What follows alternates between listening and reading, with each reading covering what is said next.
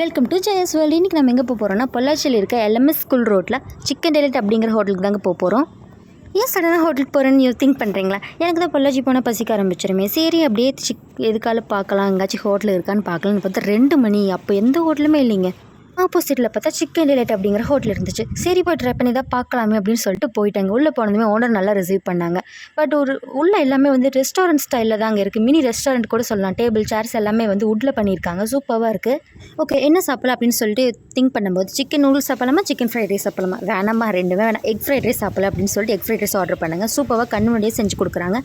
ரொம்ப பசிக்குது, சீக்கிரம் கொண்டு வாங்கப்பா அப்படின்னு சொல்கிறதுக்கு முன்னாடி எக் ஃப்ரைட் ரைஸ் வந்துருச்சுங்க. பார்த்தீங்களா, சூடாக வந்துருச்சுங்க.